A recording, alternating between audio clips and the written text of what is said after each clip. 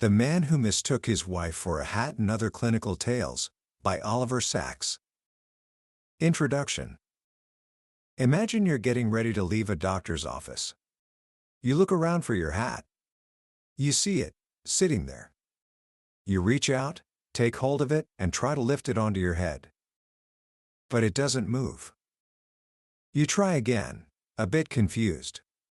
And then you realize, you're holding your wife's head. You have mistaken your own wife for a hat. This isn't a scene from a strange movie. It was the real-life experience of a man known as Drive P., a respected musician and teacher whose world had begun to unravel in the most baffling way imaginable. His story, and others just as strange, were chronicled by a neurologist who changed the way we think about the brain forever.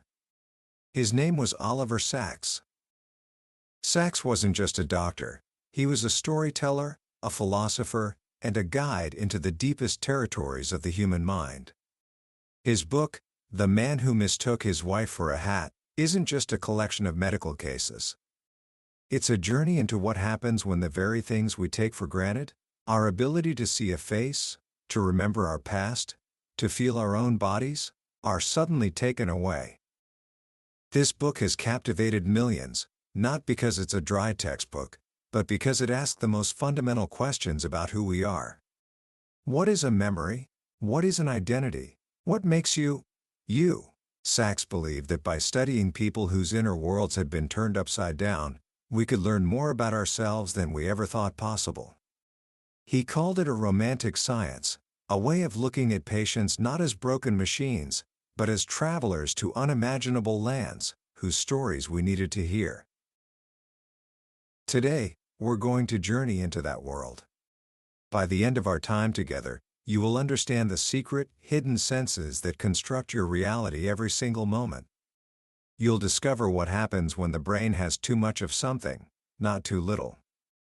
And most importantly, you will see that even when memory, identity, and the self seem to be lost, the human spirit has an astonishing capacity to find a new way to live, to love, and to create meaning.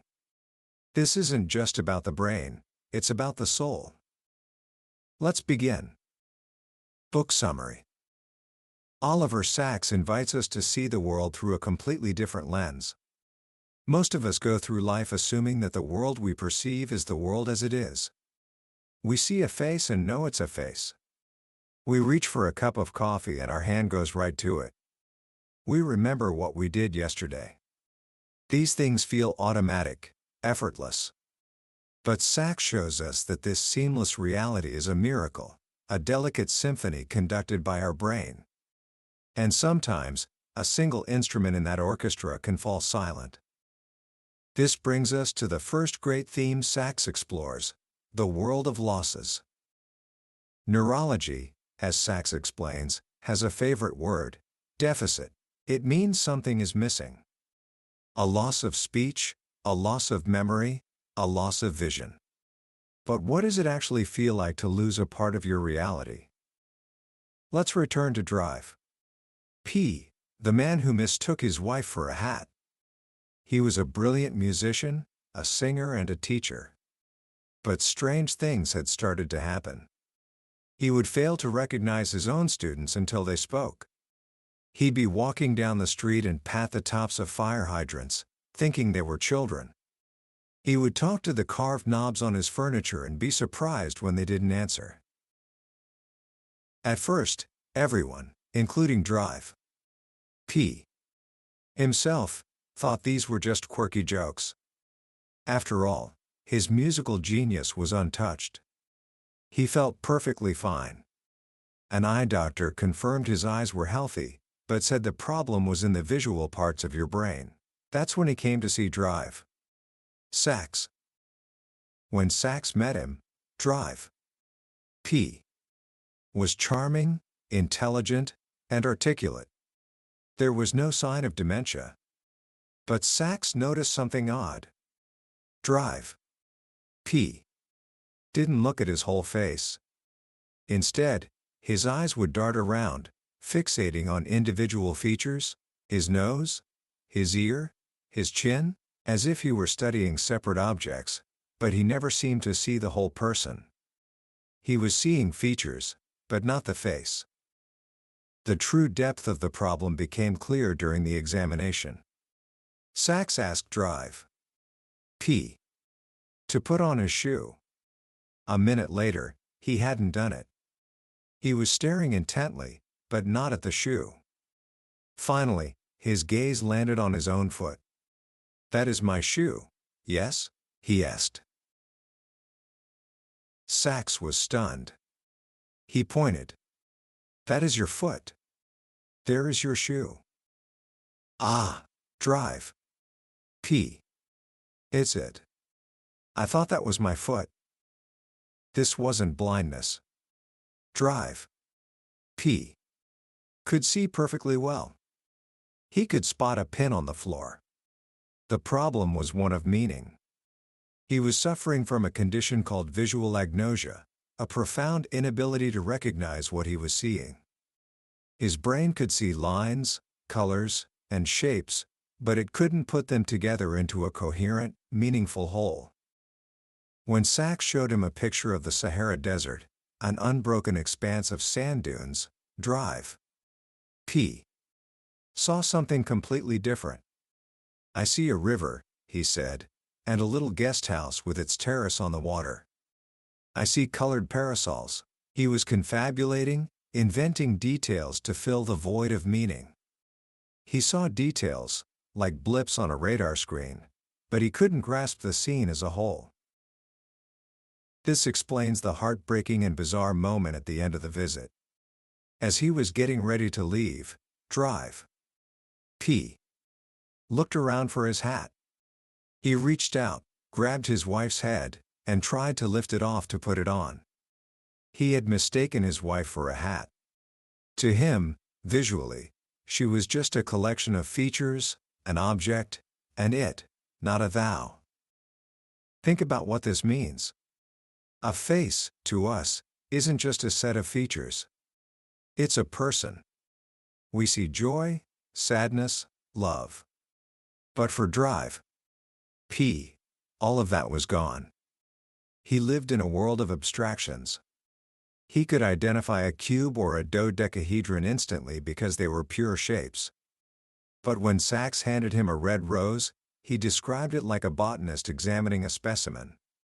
"About 6 inches in length," he commented. "A convoluted red form with a linear green attachment." He couldn't name it. It was only when Sachs told him to smell it that he came to life. "Beautiful," he exclaimed. "An early rose.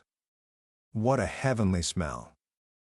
Smell could bring him back to reality, but sight left him lost in a world of lifeless forms. Drive P. had lost the concrete, the personal, the emotional part of his visual world. How did he function at all? The answer was music. His wife explained that he did everything by singing to himself.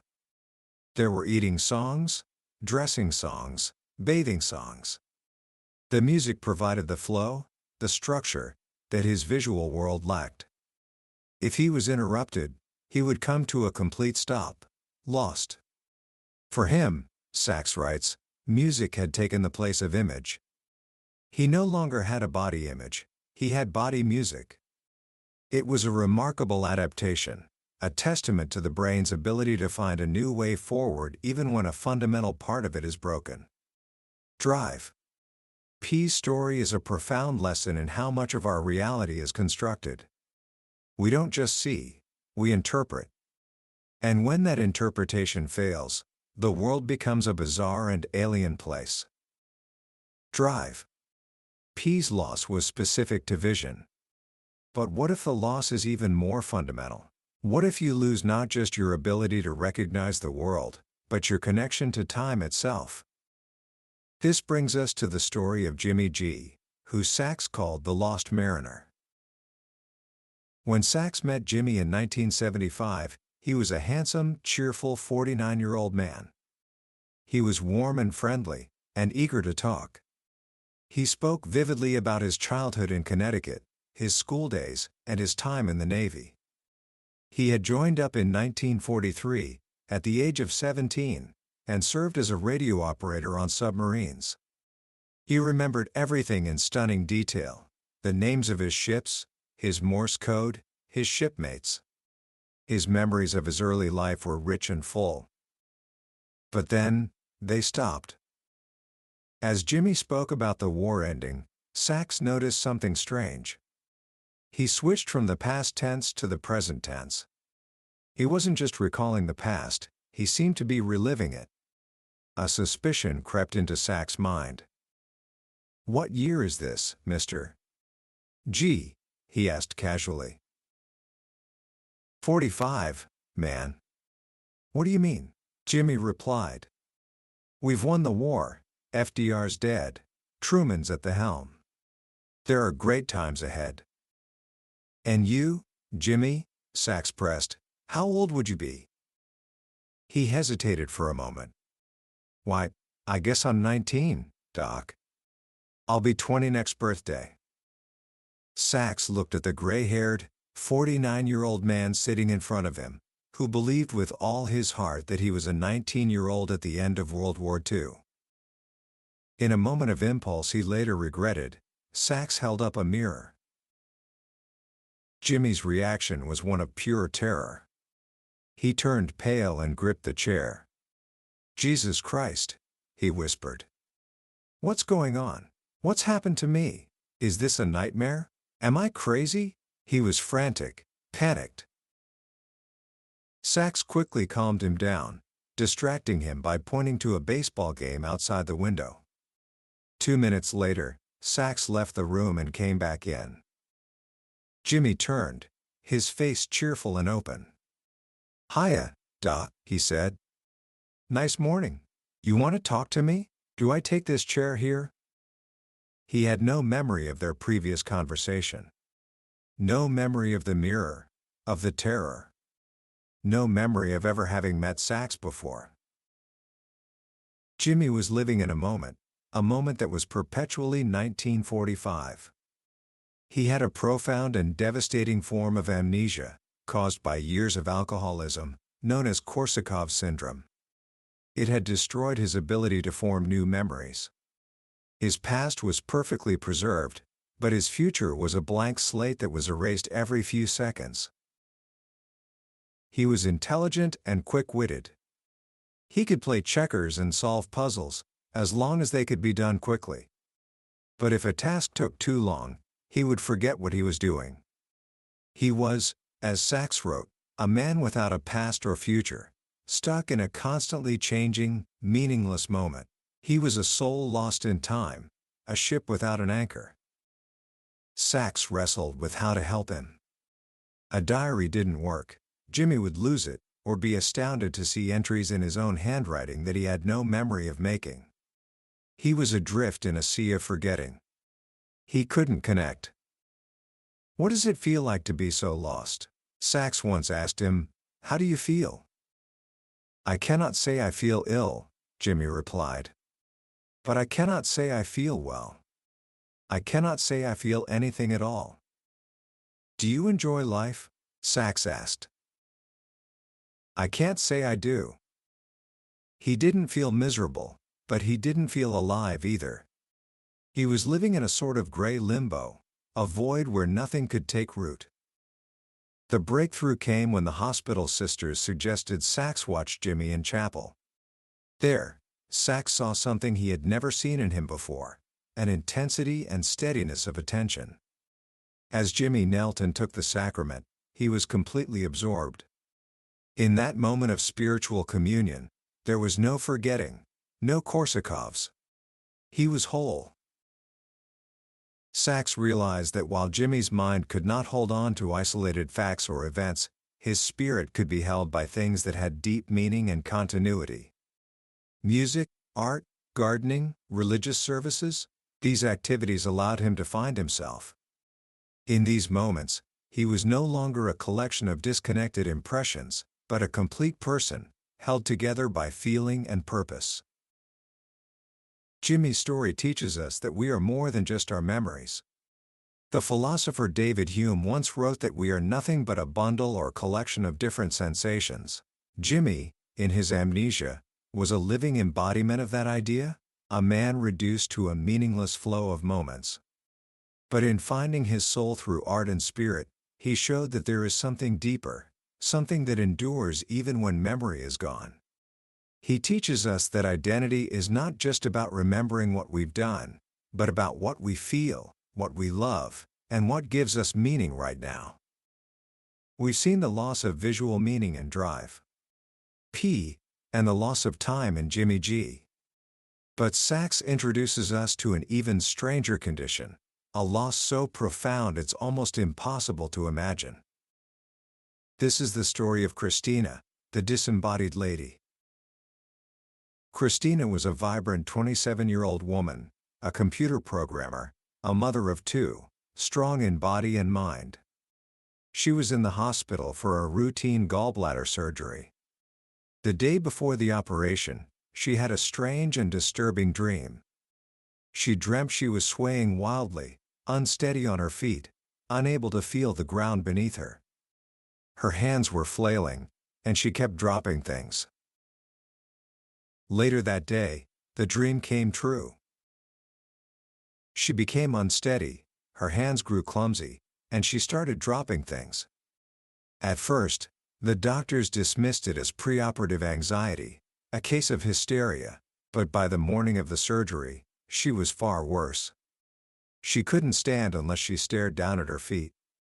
Her hands would wander off on their own unless she kept her eyes on them. Her body felt limp and unresponsive. In a faint, ghostly voice, she told Sachs what was happening. "I can't feel my body," she said. "I feel weird, disembodied." What could this possibly mean? Sachs and his team soon discovered the cause. Christina was suffering from an acute inflammation of the sensory nerves in her body. This wasn't attacking her muscles, but the nerves that carry information from her muscles and joints to her brain. Specifically, it had destroyed a sense you probably don't even know you have. It's what the great neurologist Sherrington called our secret sixth sense, proprioception. Proprioception is the continuous, unconscious flow of information from your muscles and joints that tells your brain where your body parts are. It's how you can touch your nose with your eyes closed. It's how you can walk without staring at your feet. It's the sense that makes your body feel like it belongs to you, that it's yours. Christina had lost it. Completely. From head to toe. Imagine waking up one day and your body is no longer your own. It's a foreign object, a puppet whose strings have been cut. Christina had to learn to operate her body like a machine, using her eyes to do what her sixth sense had always done automatically. She had to watch every single movement. To sit up, she had to consciously adopt and hold a pose, like a statue. Her voice became stagey and theatrical, because she could no longer feel the natural posture of her vocal cords. Her face became a blank mask, because she had lost the feeling of her own expressions. She was, in her own words, the first pithed human being, like a frog in a biology lab whose spinal cord has been destroyed. She felt her body was blind and deaf to itself. She had lost her physical self, the body ego that Freud said was the foundation of our identity. And yet, she survived. She learned to walk, to work, to live, all by substituting vision for her lost sense. But the feeling of disembodiment never went away. "If only I could feel," she would cry to Sachs. "But I've forgotten what it's like." Christina's story is a powerful reminder of how much of our sense of self is rooted in our physical being. We think of ourselves as minds, as consciousness, but Sachs shows us that the mind is embodied. Our feeling of being a continuous, unified self is not just an idea, it's a physical sensation, a constant stream of information that anchors us in reality. When that anchor is lost, we become ghosts in our own bodies. These stories of loss are unsettling because they reveal how fragile our reality is. But Sachs didn't stop there. He was just as fascinated by what happens when the brain produces not too little, but too much. This is the world of excesses. Neurology, he points out, has no word for an excess of function. A machine either works or it doesn't. But the brain isn't just a machine. It's a living, dynamic system. And sometimes, that system can go into overdrive, producing an overwhelming abundance of thoughts, movements, and impulses. This is the world of Ray, a man Sachs describes in the tale Witty Ticky Ray. Ray had Tourette's syndrome, a condition characterized by an excess of nervous energy. Since the age of 4, he had been plagued by an endless stream of tics, jerks, grimaces, noises, and involuntary curses. He would shout obscenities at the most inappropriate times, a symptom that was threatening his marriage. He had been fired from a dozen jobs, not for incompetence, but because of his disruptive tics. But Ray's condition was not just a collection of random twitches. It came with a strange, elfin humor and an incredible quickness of thought and invention. He was a weekend jazz drummer, and his Tourette's gave him a wild, improvisational edge. A sudden tic, a compulsive hitting of a drum, would be instantly transformed into a brilliant and unpredictable solo. He was also a phenomenal ping-pong player, his abnormally fast reflexes and sudden frivolous shots making him almost unbeatable. His life was a constant battle between his I and the it, the relentless storm of impulses that threatened to take him over. He called himself Witty Ticky Ray, a man so full of ticky witticisms and witty tichicisms that he didn't know if it was a gift or a curse. Sachs decided to try treating him with a drug called Haldol, which can reduce the excess dopamine in the brain that is thought to cause Tourette's. The initial trial was a disaster. The tiny dose threw off Ray's timing and reflexes. He got bashed in the nose by a revolving door, something he used to navigate like lightning. His tics didn't disappear, they just became slow and drawn out, trapping him in strange, catatonic postures. Ray was discouraged. But he also posed a profound question. "Suppose you could take away the tics," he said. "What would be left? I consist of tics, there is nothing else." He had built his entire identity around his condition. Who would he be without it? Sachs realized that the problem wasn't just physiological, it was existential. Ray wasn't ready to give up his Tourette's. So, for 3 months, they met weekly, not to treat the tics, but to explore what life could be like without them. They talked about his hopes, his fears, and the healthy potentials that had survived for 20 years inside the storm of his illness. After 3 months of this deep exploration, they tried Haldol again, using the same tiny dose as before. This time, the effect was miraculous.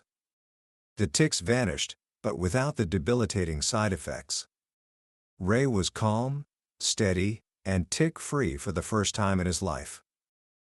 But it was a complicated victory.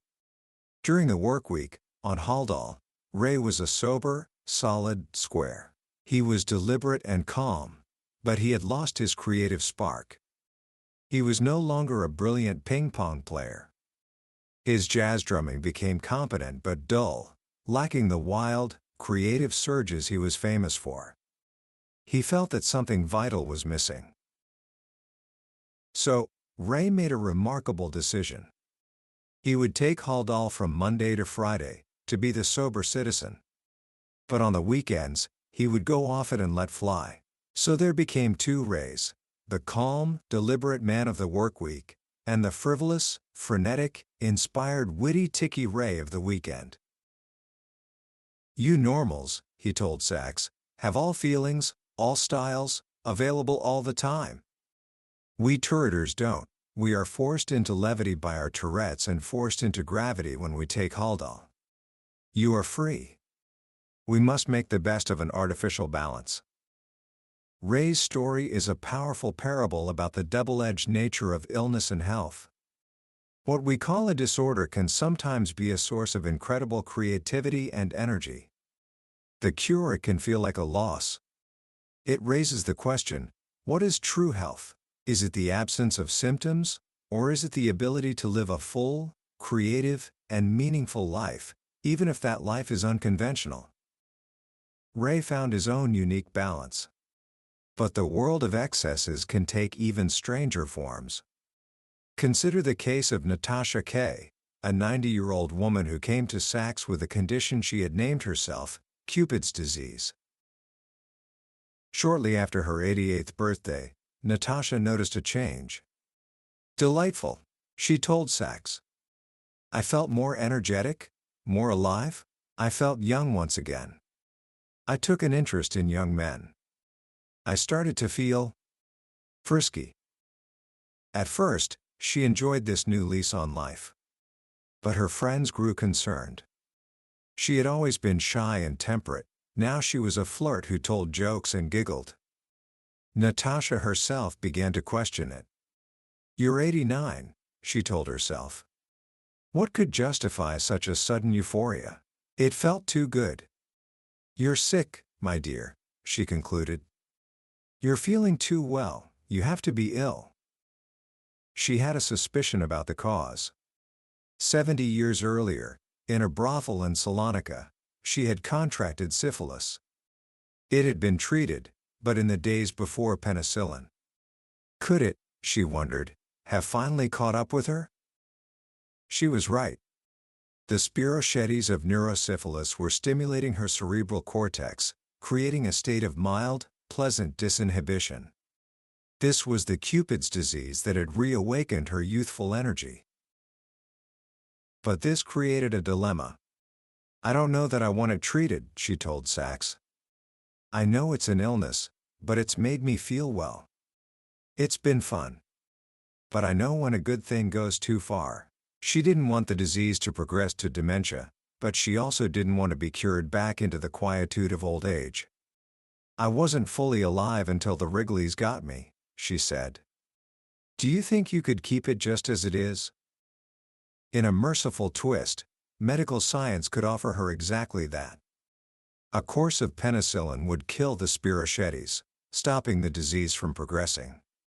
But it couldn't reverse the mild disinhibition that had already occurred.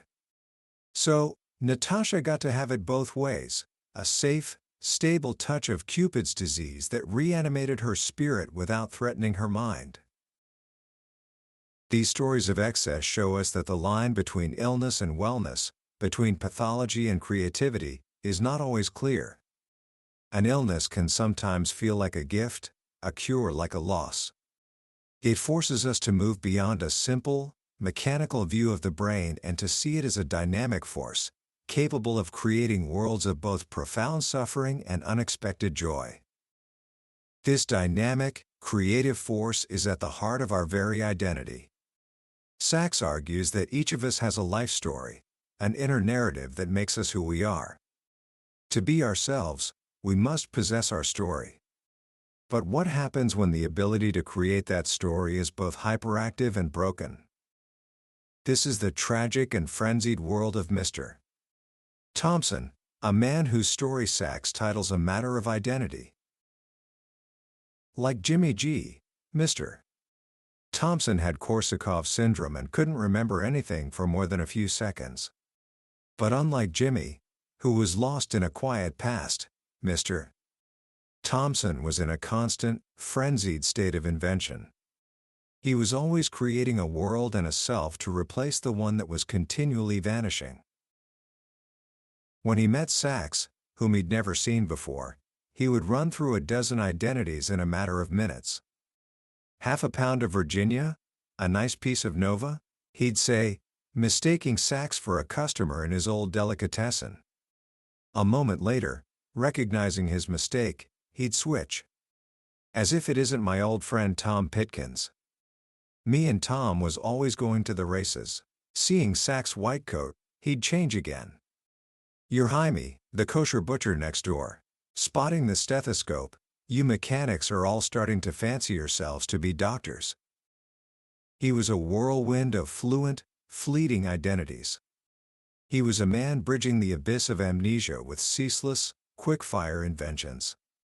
He was improvising a world around him, an Arabian Nights phantasmagoria of ever-changing people and situations. To him, it wasn't a fantasy. It felt entirely real. But underneath the ebullient, comic surface, there was something terrifying. He was a man in a race, trying to catch something that always eluded him. The world was constantly disappearing, and he was desperately throwing bridges of meaning over the chaos that yawned beneath him. What Sachs found most disquieting was a profound loss of feeling. Mr. Thompson had lost the emotional judgment that distinguishes the real from the unreal, the important from the trivial. One day, as he was jabbering away, he said in his usual even, indifferent tone, "And there goes my younger brother, Bob, past the window." A moment later, his brother Bob actually peeked around the door.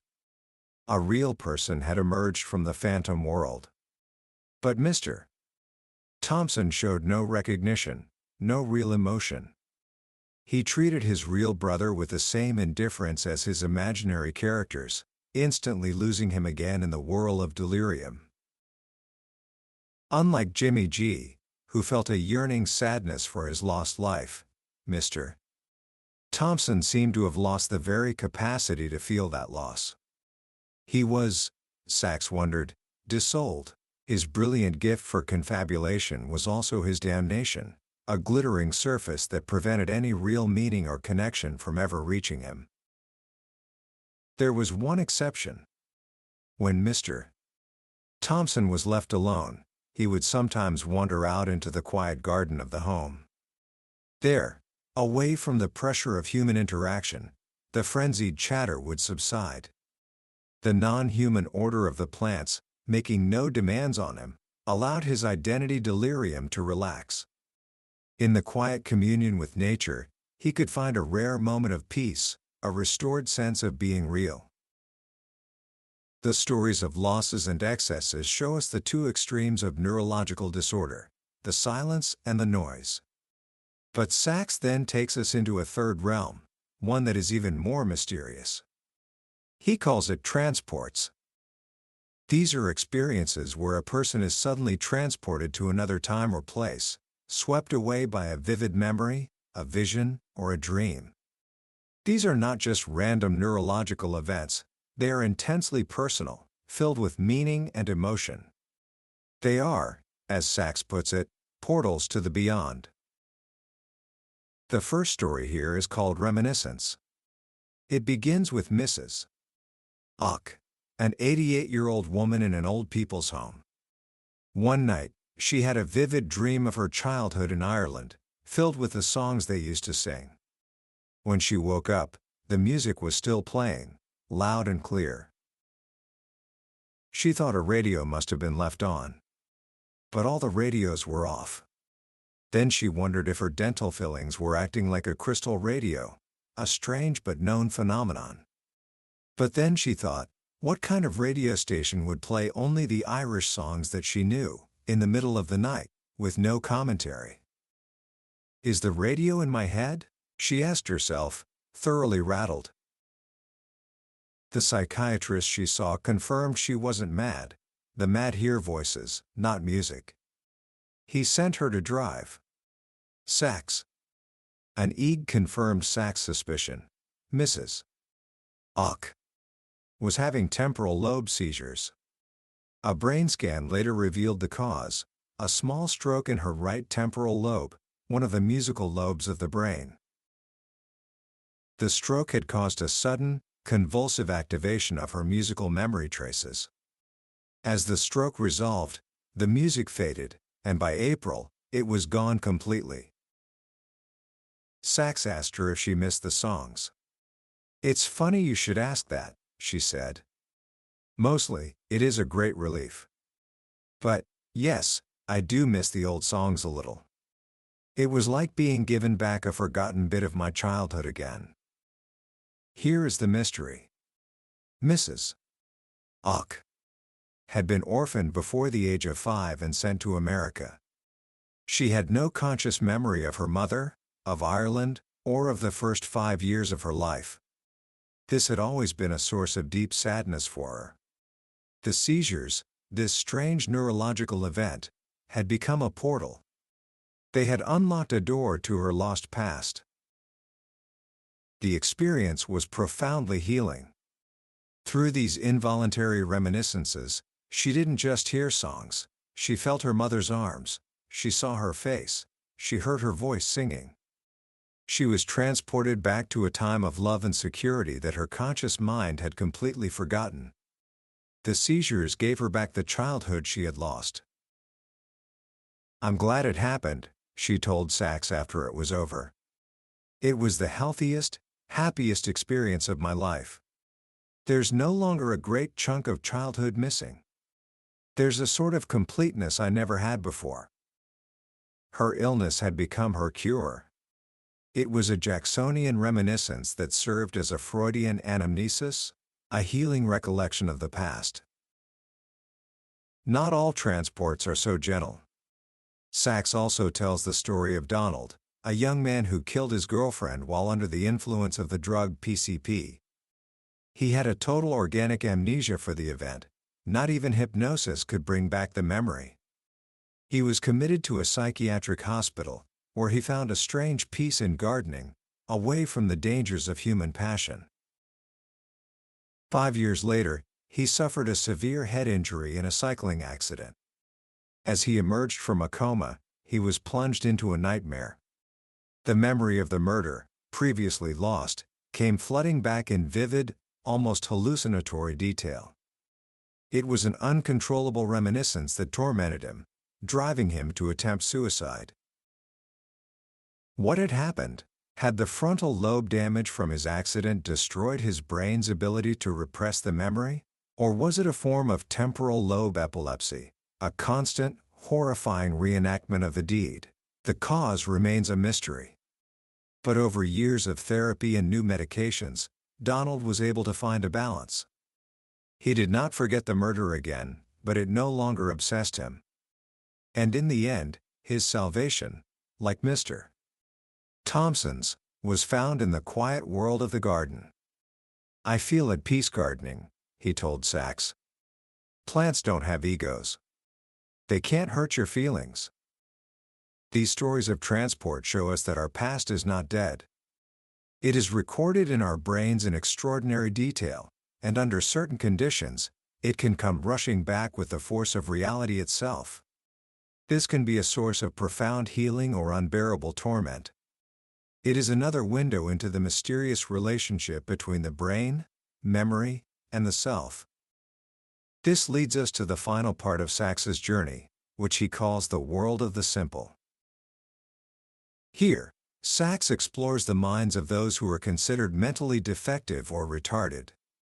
He challenges the conventional view, championed by neurologists like Kurt Goldstein, that the mind's glory lies in the abstract and categorical, and that a life lived in the concrete is somehow subhuman. Sachs argues the very opposite. The concrete, he says, is what makes reality real, alive, personal, and meaningful. In the world of the simple, we encounter minds that are not seduced by abstraction, but experience reality directly, with an elemental intensity. Consider Rebecca. When Sachs first met her, she was 19, but just like a child in some ways. She couldn't find her way around the block, couldn't use a key, had left-right confusion, and was clumsy in all her movements. She was, by all standard measures, a moron. But Rebecca had another side. She loved stories and poetry.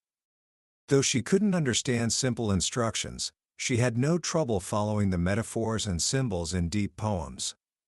The language of feeling, of image, of the concrete, formed a world she could enter and understand. She was, in her own stumbling way, a natural poet. Sachs' first impression of her in a clinical setting was of a broken creature, a collection of deficits. But then, he saw her sitting on a bench on a lovely spring day, gazing at the foliage with pure delight. Her clumsiness was gone.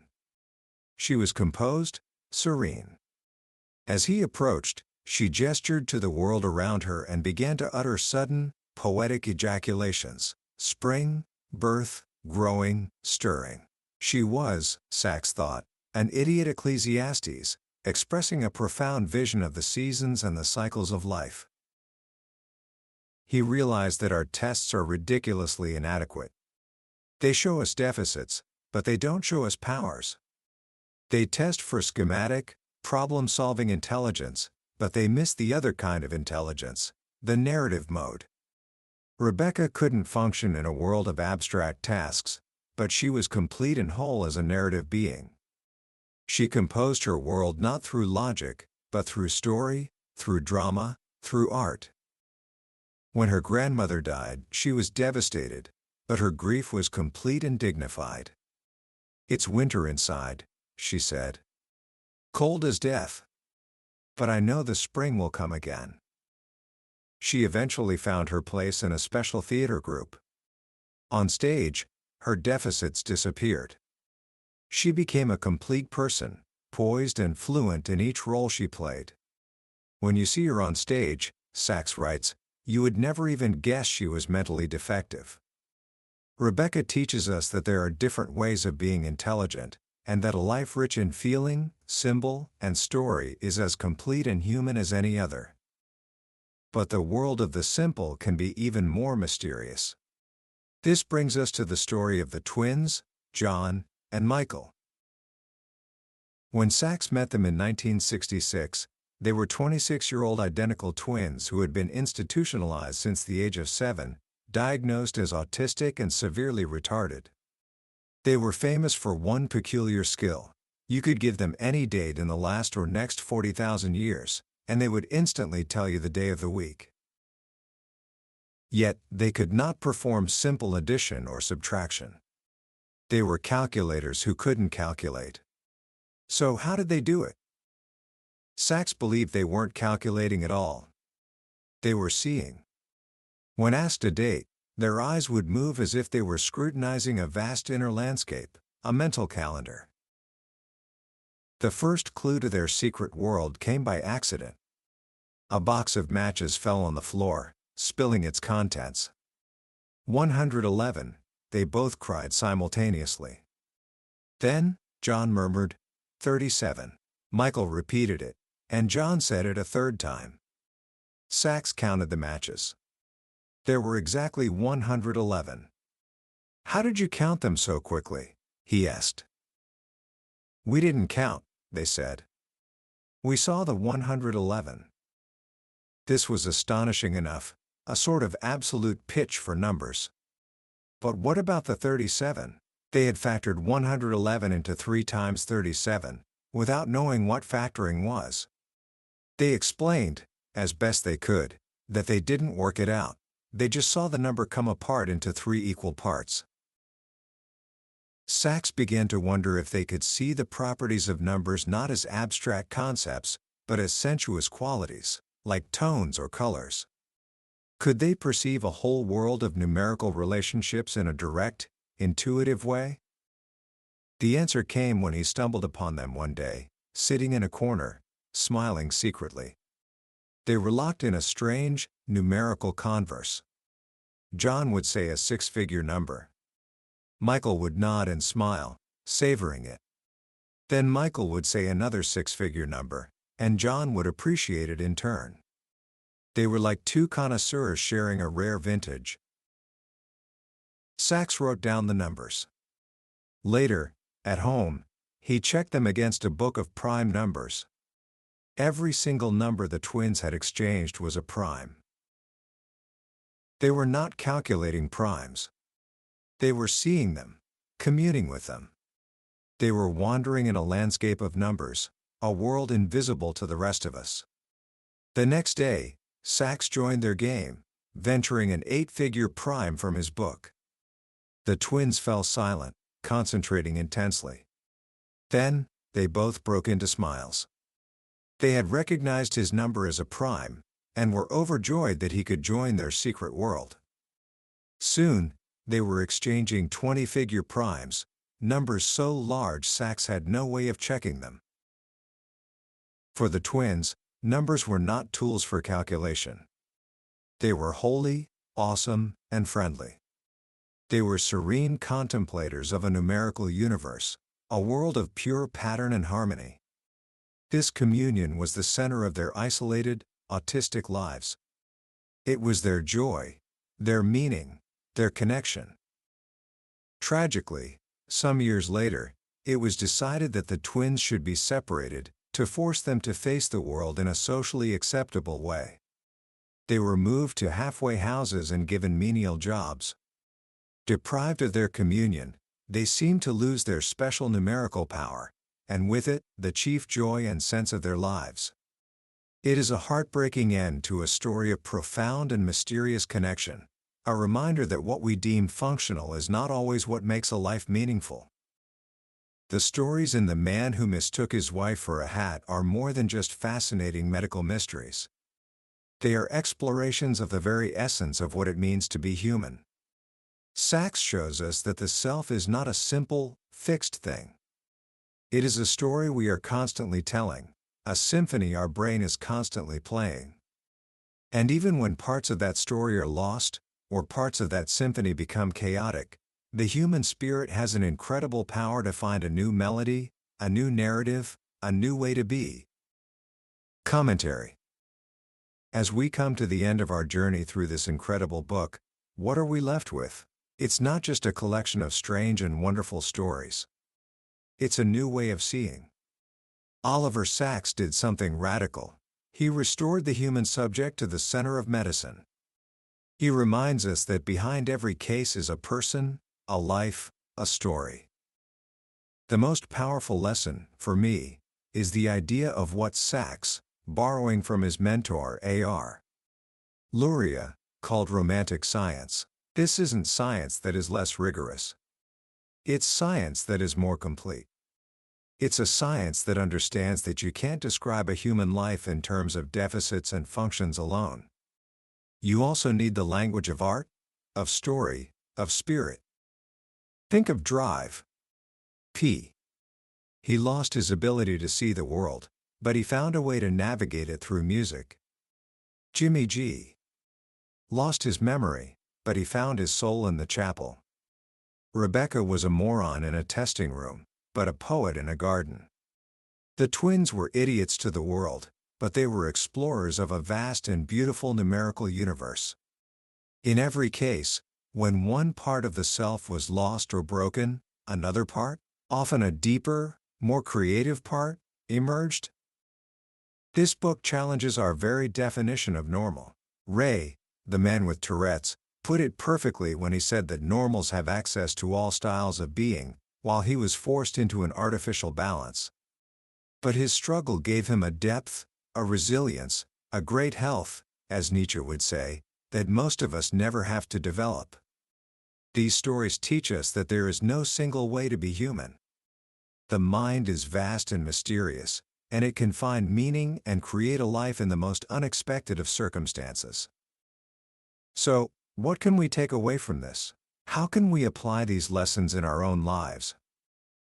First, practice a little romantic science yourself. The next time you encounter someone who seems strange or different, resist the urge to label or dismiss them. Look for their story.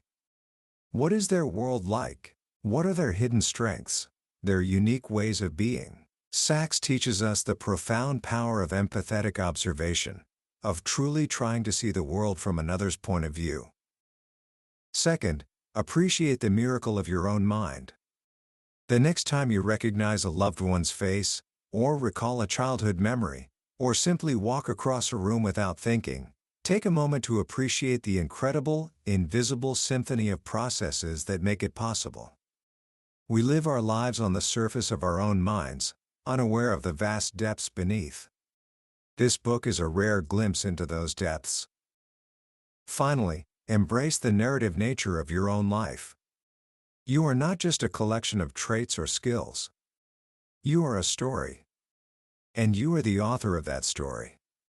Even when faced with challenges and losses, like the patients in this book, you have the power to create meaning, to find a new path, to compose a new melody. The human spirit, Sachs shows us, is the ultimate artist of survival. That was a summary of The Man Who Mistook His Wife for a Hat by Oliver Sacks. We've explored some of the most powerful stories today, but I have to be honest with you, a summary can only ever be a map. The real treasure is found in the journey itself. The magic of this book is in Sacks's own voice, his deep empathy, his boundless curiosity, his beautiful prose. This summary is designed to give you a taste of its brilliance, to help you decide if this is a journey you want to take. If any of these stories have sparked your curiosity or touched your heart, I urge you to grab a copy. Reading it isn't just learning about the brain, it's an experience that can genuinely change the way you see the world, and the people in it. The link to the book is in the description. Also, if you found this summary valuable, please hit that like button and subscribe to the channel. It lets me know that these deep dives are helpful, and it ensures you won't miss our next journey into another life-changing book. Let's keep exploring and growing together.